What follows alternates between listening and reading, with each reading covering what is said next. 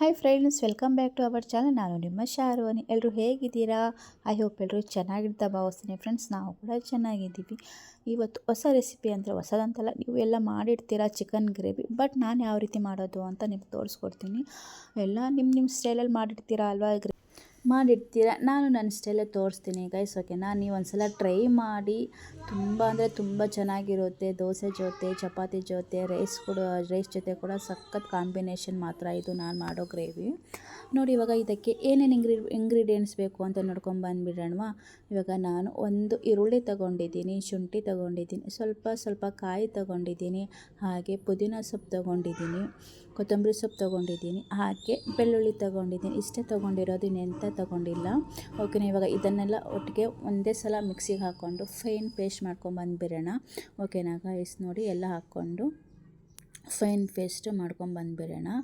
ಮಾಡ್ಕೊಂಬಂದುಬಿಟ್ಟಾದಮೇಲೆ ನಾನು ಇಲ್ಲಿ ಚಿಕನ್ ತೊಗೊಂಡಿರೋದು ಒಂದು ಕೆ ಜಿ ಅನ್ಕೋತೀನಿ. 1 K G 1/4 K G chicken ಇತ್ತು. ಸೊ ಆಲ್ರೆಡಿ ಅದನ್ನು ತೊಳೆದಿಟ್ಕೊಂಡಿದ್ದೀನಿ. ಇವಾಗ ಇದಕ್ಕೆ ಒಗ್ಗರಣೆ ಕೊಟ್ಕೊಂಡ್ಬಿಡೋಣ. ನೋಡಿ, ಒಂದು ಪಾತ್ರೆಯಲ್ಲಿ ಎಣ್ಣೆ ಹಾಕ್ಕೊಂಡಿದ್ದೀನಿ, ಆಯಿತಾ? ಎಣ್ಣೆ ಯಾಕೆ ಈ ಕಲರ್ ಇದೆ ಅಂತ ಯೋಚನೆ ಮಾಡಬೇಡಿ. ಮೊನ್ನೆ KFC ಮಾಡಿದ್ದೆ ಅಲ್ವಾ, ಅದೇ ಎಣ್ಣೆ. ಸೊ ಅದೇ ಎಣ್ಣೆನ ನಾನು ಯೂಸ್ ಮಾಡ್ಕೊಳ್ತಾ ಇದ್ದೀನಿ. ಅಂದರೆ ಚಿಕನ್ ಅಲ್ವಾ, ಚಿಕನ್ಗೆ ಎಣ್ಣೆ ಯೂಸ್ ಮಾಡಿಕೊಂಡ್ರೆ ಎಂತ ಆಗಲ್ಲ ಅಂದ್ಕೊಂಡು ಅದೇ ಎಣ್ಣೆ ಯೂಸ್ ಮಾಡ್ಕೊಂಡಿದ್ದೀನಿ. ಇವಾಗ ನೋಡಿ, ನೀಟಾಗಿ ತೊಳೆದಿಟ್ಕೊಂಡಿರುವಂಥ ಚಿಕನ್ನ ಒಂದು ಹಸಿಮೆಣ್ಸಿಕಾಯಿ ಕಟ್ ಮಾಡಿ ಹಾಕ್ಕೊಂಡಿದ್ದೀನಿ ಎಣ್ಣೆ ಹಾಕ್ಬಿಟ್ಟು. ಇವಾಗ ಚಿಕನ್ ಹಾಕ್ಬಿಟ್ಟು ಚೆನ್ನಾಗಿ ಮಿಕ್ಸ್ ಮಾಡ್ಕೊಳ್ಳಿ. ಓಕೆನಾ? ಚೆನ್ನಾಗಿ ಮಿಕ್ಸ್ ಮಾಡ್ಕೊಳ್ಳಿ. ಅಂದರೆ ಅದು ಚಿಕನ್ ನಮಗೆ ನೀರು ಬಿಡೋದೆಲ್ಲ ಗೊತ್ತಾಗುತ್ತೆ ಅಲ್ವಾ? ಸೊ ಅಲ್ಲಿವರೆಗೂ ಚೆನ್ನಾಗಿ ನೀರು ಬಿಡೋವರೆಗೂ ಮಿಕ್ಸ್ ಮಾಡ್ಕೊಳ್ಳಿ. ಹಾಗೆ ಇದಕ್ಕೆ ಇವಾಗಲೇ ನಾನು ರುಚಿಗೆ ತಕ್ಕಷ್ಟು ಉಪ್ಪು ಹಾಕ್ಕೊಂಡು ಚೆನ್ನಾಗಿ ಮಿಕ್ಸ್ ಮಾಡಿ. ಹಾಗೆ ಇದೇ ಟೈಮಲ್ಲಿ ನಾನು ಅರಿಶಿನದ ಪುಡಿ ಕೂಡ ಹಾಕ್ಕೋತಾ ಇದ್ದೀನಿ. ಅರಿಶಿನದ ಪುಡಿ ಹಾಕ್ಕೊಂಡು ಉಪ್ಪು ಹಾಕ್ಕೊಂಡ್ರೆ ಚಿಕನ್ ಚೆನ್ನಾಗಿ ಬೇಗ ಬೇಯುತ್ತೆ ಆ್ಯಂಡ್ ಫ್ಲೇವರ್ ಕೂಡ ಚೆನ್ನಾಗಿರುತ್ತೆ ಅಂತ ಇದೇ ಟೈಮಲ್ಲಿ ಎರಡು ಹಾಕ್ಕೊಂಡು ಮಿಕ್ಸ್ ಮಾಡ್ಕೋತಾ ಇದ್ದೀನಿ. ಮಿಕ್ಸ್ ಮಾಡ್ಕೊಂಡು ಇದಕ್ಕೆ ಚೆನ್ನಾಗಿ ಮಿಕ್ಸ್ ಮಾಡ್ಕೊಳ್ಳಿ. ಅರಿಶಿನ ಜೊತೆ ಆ್ಯಂಡ್ ಉಪ್ಪಿನ ಜೊತೆ ಚೆನ್ನಾಗಿ ಫ್ರೈ ಆಗಲಿ ಅದು. ಆ್ಯಂಡ್ ನೀವು ಯಾವ ರೀತಿ ಮಾಡ್ತೀರಾ ಅಂತ ಒಂದು ಕಮೆಂಟ್ ಬಾಕ್ಸಲ್ಲಿ ತಿಳಿಸಿ ನನಗೆ. ಯಾವ ರೀತಿ ನಾನು ಮಾಡೋ ಮೆಥಡಲ್ಲೇ ಮಾಡ್ತೀರಾ, ಇಲ್ಲ ನೀವೇ ಬೇರೆ ರೀತಿ ಮಾಡ್ತೀರಾ ಅಂತ ಹೇಳಿ. ಓಕೆನಾ? ಇವಾಗ ಚೆನ್ನಾಗಿ ಮಿಕ್ಸ್ ಆದಮೇಲೆ ಇದಕ್ಕೆ ನಾನು ಒಂದು 2ರಿಂದ 3 ನಿಮಿಷ ಒಂದು ಲಿಡ್ನ ಕ್ಲೋಸ್ ಮಾಡಿ ಇಟ್ಬಿಡೋಣ. ಯಾಕೆ ಅಂದರೆ ಅದು ಚಿಕನ್ ಫುಲ್ ನೀರು ಬಿಡಬೇಕು, ಅಲ್ಲಿವರೆಗೂ ಲಿಡ್ನ ಕ್ಲೋಸ್ ಮಾಡಿ ಇಟ್ಬಿಡೋಣ. ಓಕೆನಾ? ಇವಾಗ ನೋಡಿದರೆ ಎಷ್ಟು ಚೆನ್ನಾಗಿ ನೀರೆಲ್ಲ ಬಿಟ್ಕೊಂಡಿದೆ ಅಂತ ನೋಡ್ಬೋದು ನೀವೇ. ಇವಾಗ ಇನ್ನೊಂದು ಸಲ ನೀಟಾಗಿ ಮಿಕ್ಸ್ ಮಾಡ್ಕೊಳ್ಳೋಣ. ಓಕೆನಾ? ನೀಟಾಗಿ ಮಿಕ್ಸ್ ಮಾಡ್ಕೊಳ್ಳಿ.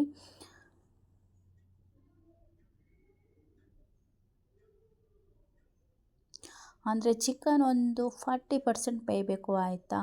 ಅಲ್ಲಿವರೆಗೂ ಚೆನ್ನಾಗಿ ಅದೇ ನೀರಲ್ಲಿ 40% ಬೇಯೋವರೆಗೂ ನಾವು ಚೆನ್ನಾಗಿ ಮಿಕ್ಸ್ ಮಾಡ್ಕೊಳ್ಳೋಣ. ಇವಾಗ ಇದಕ್ಕೆ ನಾವು ಇನ್ನು ಉಪ್ಪು ಖಾರ ಹಾಕಲೇಬೇಕಲ್ವಾ? ಅಂಡ್ ರುಬ್ಬಿರೋ ಮಸಾಲೆ ಕೂಡ ಇದೆ ಅಲ್ವಾ? ಸೊ ಅದೆಲ್ಲ ಹಾಕ್ಕೊಂಡು ಇನ್ನು ಫುಲ್ ಬೇಯಿಸಬೇಕು. ಇವಾಗ ಚೆನ್ನಾಗಿ ನೀರಲ್ಲಿ ಬೆಂದಿರುವಂಥ ಚಿಕನ್ಗೆ ನಮ್ಮ ಖಾರಕ್ಕೆ ಅನುಗುಣವಾಗಿ ಎಷ್ಟು ಬೇಕೋ ಅಷ್ಟು ನೋಡ್ಕೊಳ್ಳಿ. ನಿಮ್ಮ ಖಾರಕ್ಕೆ ಅನುಗುಣವಾಗಿ. ನಮ್ಮ ಮನೆಯಲ್ಲಿ ಸ್ವಲ್ಪ ಖಾರ ಮೀಡಿಯಮ್, ಸೊ ಹಾಗಾಗಿ ನಾನು ಇಲ್ಲಿ 1 ಟೀ ಸ್ಪೂನಷ್ಟು ಚಿಲ್ಲಿ ಪೌಡ್ರು ತೊಗೊಂಡಿದ್ದೀನಿ. ಹಾಗೆ ಮನೆಯಲ್ಲೇ ಮಾಡಿರುವಂತಹ ಧನಿಯಾ ಪೌಡ್ರು ತೊಗೊಂಡಿದ್ದೀನಿ. ನಾನು 1.5 ಟೀ ಸ್ಪೂನ್ ಹಾಕ್ಕೊಂಡಿದ್ದೀನಿ. ಹಾಗೆ ಇದಕ್ಕೆ ಇವಾಗಲೇ ನಾನು ಗರಂ ಮಸಾಲೆ ಹಾಕ್ಕೊಳ್ತಾ ಇದ್ದೀನಿ, ಅಷ್ಟೇ, ಇನ್ನೆಂತ ಇಲ್ಲ. ಇವಾಗ ಹಾಕ್ಕೊಂಡಾದ್ಮೇಲೆ ಚೆನ್ನಾಗಿ ಚಿಕನ್ ಜೊತೆ ಉಪ್ಪು ಆಲ್ರೆಡಿ ಹಾಕ್ಕೊಂಡಿದ್ದೀನಲ್ವಾ, ಆ್ಯಂಡ್ ಖಾರದ ಪುಡಿ, ಧನಿಯಾ ಪೌಡ್ರಿ, ಗರಂ ಮಸಾಲೆ ಹಾಕ್ಕೊಂಡಿದ್ದೀವಲ್ಲ, ಇದನ್ನು ಕೂಡ ಚೆನ್ನಾಗಿ ನೀಟಾಗಿ ಮಿಕ್ಸ್ ಮಾಡಿಕೊಂಡು ಮತ್ತೆ ಇನ್ನೊಂದು 2 ನಿಮಿಷ ಲಿಡ್ನ ಕ್ಲೋಸ್ ಮಾಡಿ ಇಡಿ. ಓಕೆನಾ? ಅಂದರೆ ಖಾರ ಎಲ್ಲ ಹಿಡಿಬೇಕಲ್ವ ಚಿಕನ್ಗೆ. ಸೊ ಹಾಗಾಗಿ ನೋಡ್ಬೋದು. ನೋಡಿ, ಆಲ್ರೆಡಿ ಲಿಡ್ನ ಕ್ಲೋಸ್ ಮಾಡಿ ಓಪನ್ ಮಾಡಿ ತೋರಿಸ್ತಾ ಇದ್ದೀನಿ ಎಷ್ಟು ಚೆನ್ನಾಗಿ ಬೇಯ್ತಾ ಇದೆ ಖಾರ ಜೊತೆ ಅಂತ. ಇದೇ ಟೈಮಲ್ಲಿ ನಾವು ಆಲ್ರೆಡಿ ರುಬ್ಬಿಟ್ಕೊಂಡಿದ್ದೀವಿ ಅಲ್ವಾ, ಕೊತ್ತಂಬರಿ ಸೊಪ್ಪು ಮಸಾಲೆ ಆಲ್ರೆಡಿ ಹೇಳಿದ್ದೀನಿ ನಿಮಗೆ ಏನೇನು ಹಾಕ್ಕೊಂಡಿದ್ದೀನಿ ಅಂತ.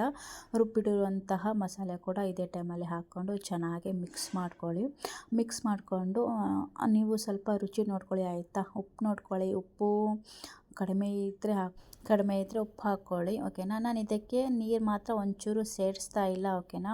ಅಂದರೆ ಇದೇ ನೀರು ಸಾಕಾಗುತ್ತೆ. ಗ್ರೇವಿ ಅಂದರೆ ಸ್ವಲ್ಪ ತಿಕ್ನಾಗಿ ಇರಬೇಕಲ್ವ, ಅಂದರೆ ನಿಮ್ಮ ನೋಡ್ಕೊಳ್ಳಿ ಓಕೆನಾ, ತಿಕ್ನೆಸ್ ನೋಡಿಕೊಂಡು ಹಾಕ್ಕೊಳ್ಳಿ ನೀವು.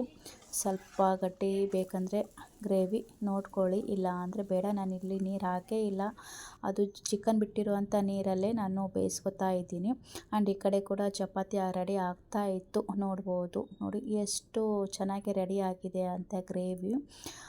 ಸಖತ್ತಾಗಿತ್ತು ಮಾತ್ರ ಟೇಸ್ಟು. ನೀವೊಂದ್ಸಲ ಟ್ರೈ ಮಾಡಿ ಓಕೆನಾ. ನಾನು ಮಾಡೋ ಸ್ಟೈಲಲ್ಲಿ ನೀವೊಂದ್ಸಲ ಟ್ರೈ ಮಾಡಿದರೆ ಮಾಡ್ತಾನೆ ಇರ್ತೀರ. ಈ ಗ್ರೇವಿ ಅಷ್ಟು ರುಚಿಯಾಗಿರುತ್ತೆ. ನೋಡಿ ಸರ್ವ್ ಮಾಡಿಕೊಡ್ತಾ ಇದ್ದೀನಿ ಚಪಾತಿ ಜೊತೆ ಗ್ರೇವಿ. ಇವತ್ತಿನ ರೆಸಿಪಿ ನಿಮಗೆ ಇಷ್ಟ ಆಗಿದೆ ಅಂತ ಅನ್ಕೋತೀನಿ. ಇಷ್ಟ ಆಗಿದ್ದಲ್ಲಿ ಒಂದು ಲೈಕ್ ಮಾಡಿ, ಶೇರ್ ಮಾಡಿ, ಕಮೆಂಟ್ ಮಾಡಿ. ಹಾಗೆ ಹೊಸದಾಗಿ ನನ್ನ ಚಾನಲ್ ಯಾರಾದರೂ ನೋಡ್ತಾ ಇದ್ದರೆ ಪ್ಲೀಸ್ ಸಬ್ಸ್ಕ್ರೈಬ್ ಮಾಡ್ಕೊಳ್ಳಿ ಅಂತ ಹೇಳ್ತಾ ಇವತ್ತಿನ ರೆಸಿಪಿ ಇಲ್ಲೇ ಎಂಡ್ ಮಾಡ್ತಾ ಇದ್ದೀನಿ. ಇದೇ ಥರ ನನ್ನ ಚಾನಲ್ನ ವಾಚ್ ಮಾಡ್ತಾ ಇರಿ. ಬಾಯ್, ಮತ್ತೆ ಸಿಗುವ.